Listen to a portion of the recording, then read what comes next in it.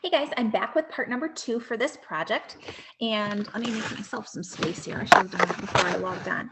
So part number 2, you should already have your pencil drawing here, okay? In your packet, you are going to need a piece of felt. Keep the piece of felt folded in half so it has a thicker, so it's thicker. And then you're gonna need your piece of metal, okay? Try to keep it as smooth as possible. Once you have that, you're going to want to take your picture and you're going to want to tape it to your piece of metal. Now, if you are one of my friends working from home without a packet of supplies, your piece of paper may be slightly smaller, but that's okay because we can extend that we can extend our drawing to the outside edges. That's no big deal. I would tape it so it doesn't move. Just tape it with one piece of tape so you can remove it easily. And then we can get started. So if you have a pointy tool at home, you can use one of those. Or like I said in the previous video, you can use just a dull pencil. If it's a super sharp pencil, give it a quick scribble so it's a little bit smoother on the top. We don't want to put a hole through our metal.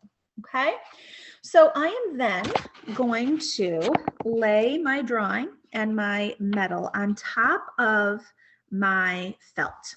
Okay, when I do that, it is providing a cushion. Why do I want it to provide a cushion? Because I want to make sure that when I draw these lines again, so I'm going to go right back over all my pencil lines. And I'm pushing pretty hard. I'm not pushing hard enough, so I'm putting a hole in my paper. Although if I do, that's okay. But I'm pushing hard enough so that when you pick this up, let me show you in just a second. When you pick this up, you can see, let me see if I can move this. You can see the indent going into the metal. If your paper didn't go quite far enough, you're going to just extend that drawing. You know how to do it. You guys are smart cookies. You're going to extend that drawing right to the edge so that you have a continuous line there.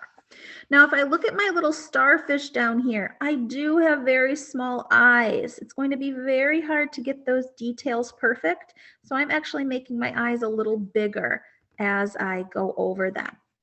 I also gave my starfish some texture. So I'm just pushing my pencil into the metal and pushing pretty hard. So I'm giving my starfish that bumpy texture.